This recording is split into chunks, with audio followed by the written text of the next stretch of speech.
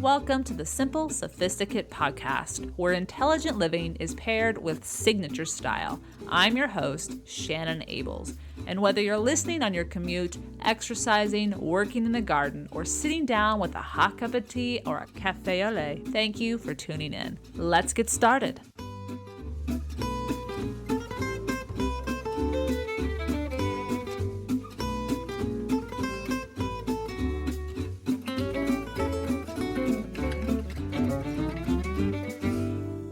Welcome to the 206th episode of the Simple Sophisticate. Today's episode is sponsored exclusively by the online shopping destination List.com, a global fashion search platform. List brings together the widest inventory in luxury and contemporary fashion online. If you are looking for a specific type of clothing but do not want to search online boutique after online boutique, this is where List can help. Your fashion search starts with List. Helping you find exactly what you want, you can peruse high street to high end from brands such as Topshop, Gucci, Valentino, and more. With more than 12,000 brands and stores, you'll find what is perfectly right for you. For the latest fashion, make sure to check out the global fashion search platform List. That's list.com. Well, welcome to the last day of April and the start of May already. That's tomorrow, actually, but if you're tuning in on the first day of this episode. But we are already in May nearly, and I wanted to talk today about simplifying life's daily routines. So today I'm going to share with you 11 simple life hacks to get back on track or to get even more on track if you're already on track.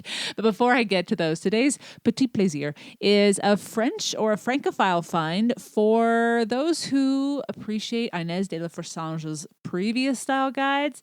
I have her latest book. I'm going to talk about that. It comes out here in a few weeks, and it's a great resource. I think all of my audience will sincerely appreciate her detailed information, and I'll tell you exactly what it is here at the end of today's episode. But let's get into these 11 life hacks that can get back the time or get us back on track so that we aren't feeling so overwhelmed. I am all about simplifying life's daily routines and events, and especially when our schedules become full, our time becomes even more precious. As of late, my spring has been bursting from finishing the Simply Luxurious Life's second book. I'll talk more about that at the end of today's episode. Finalizing my summer travel plans, which I've been mentioning periodically, and I'll mention more as it comes closer, and preparing my students for their AP testing in May, so my teachers will know those kind of deadlines, tending to and I have to share this briefly, just so you don't worry, Norman tweaked one of his legs recently, and so we've been in staying home mode or walking less mode. The doctor gave us orders, or the vet gave us orders, so we're supposed to be walking less. So Oscar's getting a lot more walks with just mom as of late. And of course, just living everyday life, knowing that the necessities that enable life to run well are tended to in a way to strengthen the core of our lives. When these necessities are neglected, we can just feel off or out of sync or unable to fully rest in the little time that we have to do so. So as I mentioned, I have gathered a few life hacks together or simple approaches to ensure no matter how harried a day or a week becomes unexpectedly, we can successfully find ourselves feeling rested, calm, and free of unnecessary angst. So let's get right into this. Number 1, take a day off. I'm starting big right out of the gate, but hear me out. While this may sound impossible initially, take a moment and consider the quality of the life you are living. The key to living well is to ensure how you are navigating your life is savvy. And if you do not have the energy to do so well, take a day to recharge. Some call such days wellness days, but no matter what you call it, they are necessary from time to time.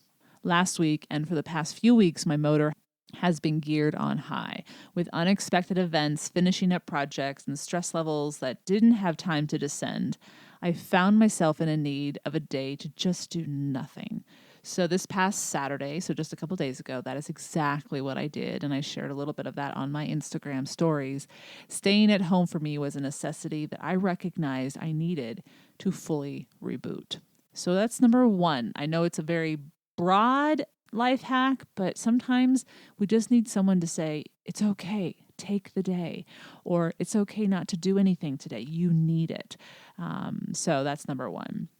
Number two, let's talk about the fresh flowers. So fresh flowers that will last for weeks, because nothing's more frustrating than when you get a bouquet of flowers and it lasts for 2 days and you're like, wait a second, what just happened? I spent a decent amount of money. Even if it was just a couple dollars, you're still frustrated.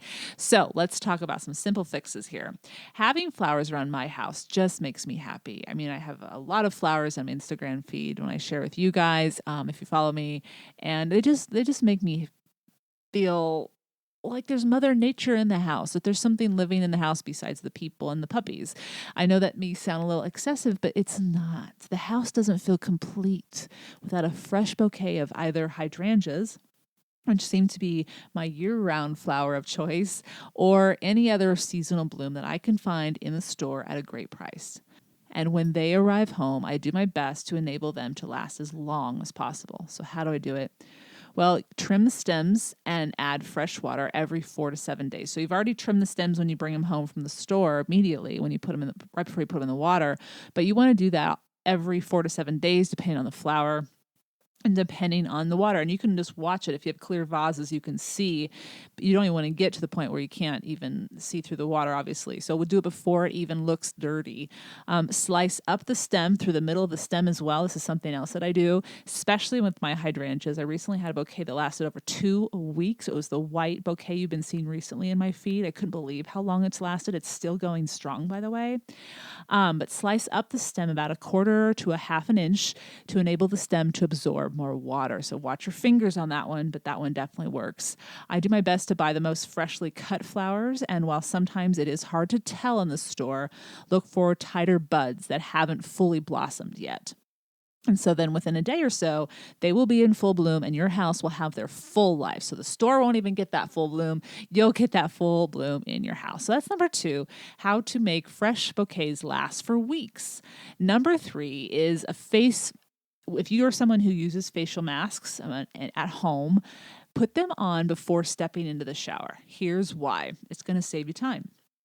I try to give my skin either a moisturizing mask treatment or a pore cleansing treatment 1 or 2 times a week.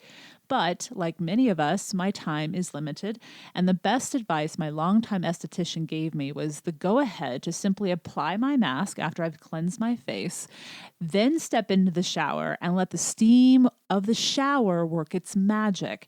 I also rinse the mask off in the shower at the end, so there's less cleanup having to do that outside of the shower, and voila, I've taken my shower and I've given myself a facial mask. So that's number three, a simple life hack that saves you time and enables you to constantly be taking care of your beauty regimen without skipping that mask that your skin needs and wants to give that fresh glow that you want in your presentation as you go about your day. So that's number three.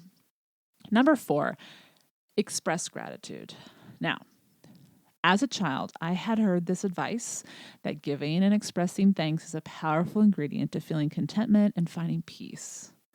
However, at the time, it didn't compute. How could giving someone something or sharing expression of gratitude help me out? Isn't that going to help them out only? For me, in my mind at that point in my life, I couldn't compute.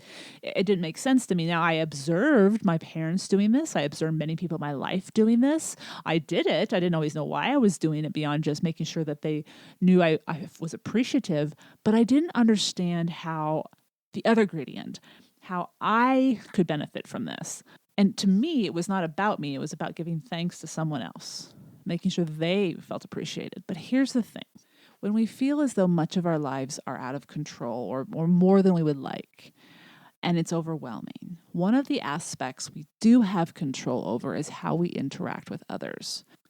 When it appears that very little is functioning as it should, or your energy level is depleted, looking around to see what we are thankful for and expressing that appreciation not only will paradoxically fuel us with positive energy, but build a stronger positive bond with those in our lives and our community. The purpose is not to gain adulation, as I mentioned before. It really is about letting that person or those people know how much we appreciate them and what they've done or who they are or whatever the instance may be. We don't put that out there to gain something in return, but the thing is, we do get something in return. It's an exchanging of good energy. And when we pay recognition to others in their lives and how they are living and giving of themselves, that actually assuages any of that negative energy in our own lives, or at least negates it. The two need not have any connection. Maybe the frustration you have has nothing to do with the person you're going to say thank you to. And most likely it won't. But if it does, that's great too. So when we focus on the good, we have less time to worry about what we cannot control. So in those moments in our lives, when our weeks get out of hand, our days get out of hand, try to find just a moment to say, wait a second, what is going well? And how can I express gratitude? That's number 4. Number 5, exhaust your physical being. While we all know that adhering to a regular workout routine is important, it is vitally so when we are overwhelmed to do something to get our blood pumping in a healthy way. Even when I do not have time to work out, I remind myself that it is essential for me to feel better at the end of the day. It will help me sleep better, and it will be one less thing to stress about that I didn't do, because I can say, yes, I at least did this one thing, and this was a good thing for me. Sometimes the workout can come in a different form. It doesn't have to be the run that you do regularly or the walk you do regularly. And it could be something as much as in the springtime, you're working more in the garden, you're getting outside, or it may be making love with your partner. Whatever exhaustion you prefer, make it a priority and do it. Part of the reason working out is effective when our lives seem overwhelmed is that our minds are forced to be in the present moment. We have to focus if it is an intense strength training session to keep our form correct, or hold warrior pose number 3 in yoga and not fall on our nose. When we turn our minds off for even 30 minutes, we encourage our bodies to de-stress. So that's number 5, exhaust your physical being. Number 6, read a book without a plot or how-tos. Now, this is just from my experience, but I recognized recently that if I'm having a particularly stressful week where I cannot make sense of things and there's a lot of either drama or stress, no conclusions are being made yet, no solutions, the last thing I want to do is get absorbed by more drama in the plot of a novel. Even though it's fiction, for me, it doesn't help calm me down. Or if it's a book that's a how-to for self-improvement, a list of reading a nonfiction self-help book is not something that is going to calm me down, because it's just going to add more to-dos to my brain to think, oh, I still have to do this and I need to do this to improve. And oh my gosh, I haven't done enough. And da, da, da, da. Anything that amps up what's already amped up is not helpful. For me, one of the best things that I've found is reading books about food or travel. It's an escape into a pleasure that is blissful, that is relaxing for the mind, and an opportunity to unwind. I don't have to think about what I should have done and what I can do better. I don't have to think about the solution to the plot and how it's going to resolve itself or solve the mystery, but I have 200 more pages to read, and I don't have time to read 200 more pages to get to some closure. I need some peace. So for me, it's food and travel. And so I highly recommend, and there's obviously going to be different, that's going to be different for everybody, but I highly recommend reading Nigel Slater's Kitchen Diaries. It's a diary of his meals throughout the season, and he actually has another book that does the same thing as well, called Notes from the Larder, a kitchen diary with recipes. That's the next book that I want to read from him. And so it's just, again, it's not something you have to read every chapter and feel like you have an ending to it, and it doesn't add stress to the day. So that's number 6. Read a book without a plot or how-tos. Number 7, take a detoxifying bath. Simply add 2 cups of Epsom salt and let the day wash away. Epsom salt offers sulfate and magnesium, both of which can be absorbed through the skin. And magnesium is what stress reduces from our body. We don't want to lose it, but we do when we're stressed out. So we do need to replenish magnesium. And so our skin absorbs that magnesium from the Epsom salt. As well, Epsom salt eases muscle soreness, softens skin, And the sulfate helps to flush toxins from our bodies. When I began my strength training program with my trainer, which I shared earlier this spring, my body had intense muscle soreness, and I was immediately advised to take a bath with Epsom salts. Needless to say, sometimes the relief we need can be simple and pleasurable at the same time. I've included a link for more information about the benefits of using Epsom salts from Mind Body Green on today's show notes if you want to check them out. Number 8, reduce unnecessary time using technology. I am just as guilty as the next person for looking at my screen, phone, or my computer when it isn't necessary, and it's simply out of habit. However, it was clear to me that constantly having my eyes on a screen was something that was not helping my stress levels. The best thing to do is put down the phone, plug it into a charger, and walk away. Once we find a spot in our day when we have completed the necessary tasks and we do not need to be available for a text or a phone call, put it in another room. Having it close by increases the likelihood that we'll check it just out of habit, just to see. So if there's anything you can do to try to reduce your use of technology, especially during these times of being overwhelmed or being extremely busy, it actually will help reduce that stress. That's number 8. Number 9, talk to someone who is trusted and calm.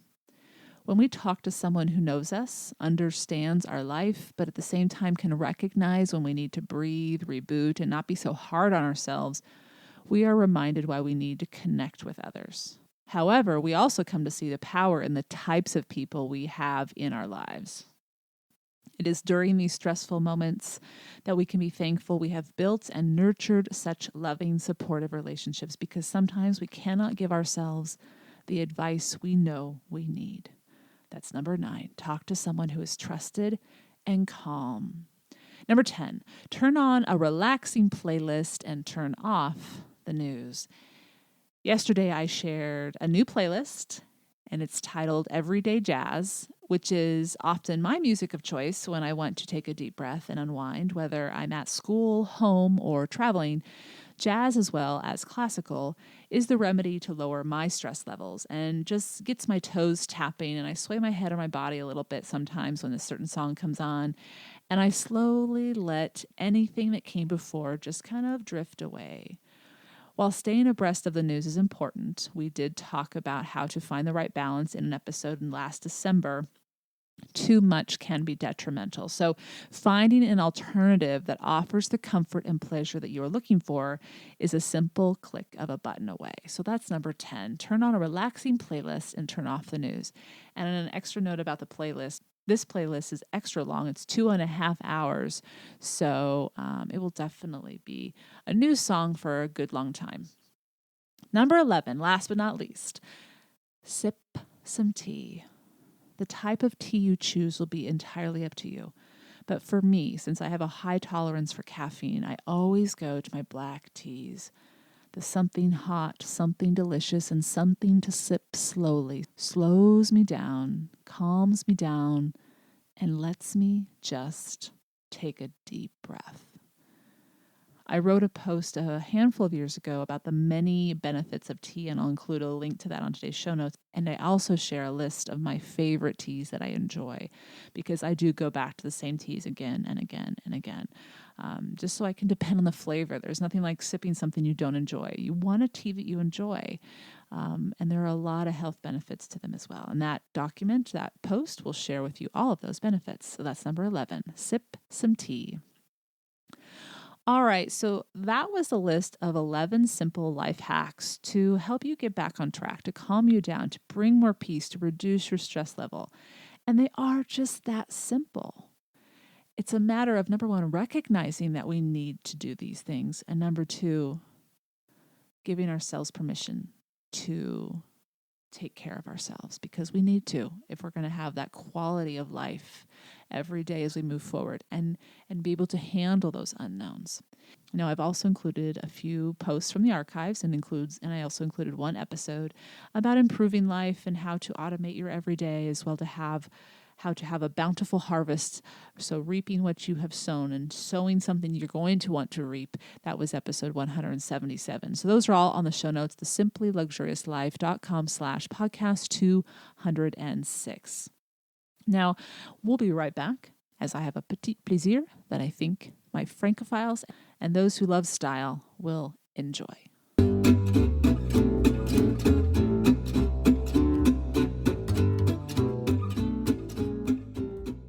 This week's petit plaisir is a book by Inès de la Fressange. Her first book came out in 2011, Parisian Chic, and it has been a bestseller since it came out. It was a well-done book full of illustrations and destinations and how-tos of curating your own style inspired by Parisian women. Well, 7 years later, she has one for men. I am so excited about this one because I know we have male listeners who tune in knowing we often talk only about women's style. But here's the thing. This book, I have it in my hands right now, and it comes out on the 15th of May. And it is the counterpart to the Parisian Chic Guide for women. This is exactly the same thing. And I have a list of the highlights to give you an idea of what you'll find.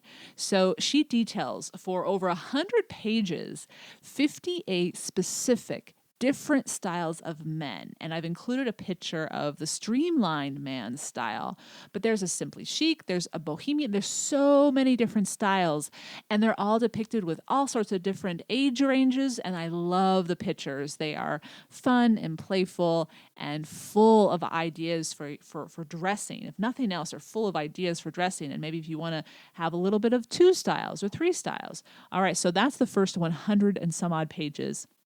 58 different styles. She also illustrates the style don'ts. She shares the basics of looking good, breaks down the necessity for color in some capacity. She reveals the outfits that are out of date and need to be forgotten about. She teaches how to tie a tie 5 different ways. I want the book just for that, for me personally. I have always struggled with trying to tie a tie. So that is something that's in there with illustrations. This next one is exactly what I would pick the book up for, and the other would all be extra. She gives the details for the perfect wardrobe. In other words, a capsule wardrobe. So she details all the different items you should have that will give you that versatility, simplicity, and the style that you want for every single day and any kind of event that you're going to go to. She also talks about watches, and she includes all the different styles and all sorts of information about watches. And the other part about the book, which she also includes in her Parisian Chic original book, it's a resource for where to shop in Paris, from shops for clothing, fragrance, food, restaurants and hotels to go to and visit. It is a traveler's guide as much as it is a style guide in that regard. And she also includes specific grooming tips and how to master them. So this is a book full of 230 some odd pages that you're going to want to refer to time and time again, whether you are a man wanting to finesse his style or a woman who wants to understand men's style a little bit more. This is a wonderful resource. I'm so excited to be able to recommend it to you. Again, I'm a little ahead. It's on May 15th that it's going to be delivered, but you can put in your pre-orders now. And I have the link on today's show notes, the simplyluxuriouslife.com/podcast 206. The book is titled The Parisian Field Guide to Men's Style by Inès de la Fressange and Sophie Gachet. I hope you've enjoyed this week's Petit Plaisir, where each week ideas are shared to make the everyday all the more enjoyable. Tune in at the end of each Monday's podcast where I'll recommend a book, a film, or a recipe, anything that is a simple pleasure to satiate your sophisticated taste. Now, before we wrap up for the day, I have 2 different pieces of business I want to share with you. First, I want to give a shout out and a big thank you to Haley V. 1994, who shared on iTunes a review for the podcast. She shares, my petit plaisir. The Simple Sophisticate with Shannon is my small pleasure during the day. Whenever I need a pick-me-up and a moment to reflect, learn, and find valuable ideas for my life, I turn to Shannon's podcast and blog. Thank you, Shannon, for your work, which makes my life more enriched each day. Peace and love, Haley. Haley, thank you so much for specifically sharing what you enjoy about this podcast and how you enjoy it. And if you too are enjoying this podcast, feel free to share a review or simply a starred review. You don't have to write a full review if you are busy, which I completely understand as we talked about today, to share exactly that you love it And also if you have time to share what you love about it. And your review may be shared on an upcoming episode of the podcast. And last but not least, I want to share with you a date to save on your calendar. It's Wednesday, June 13th. On that date, big news is going to be shared with regards to the book, the second book of The Simply Luxurious Life. And if you are a newsletter subscriber, so if you subscribe to the weekly newsletter or the book release newsletter, yesterday you already received the information about what specifically in detail is going to be shared. If you are not already a newsletter subscriber, the link is on the show notes for you to do that. So June 13th, huge news. I'm so excited. Oh, and I almost forgot, Ask Shannon. The annual Ask Shannon episode is coming up on June 25th. If you have a question that you want to have answered on that episode, send it to me, AskShannon@thesimplyluxuriouslife.com by June 12th, and it will be answered on the show. Thank you so much for tuning in. I hope you have a beautiful start to the month of May.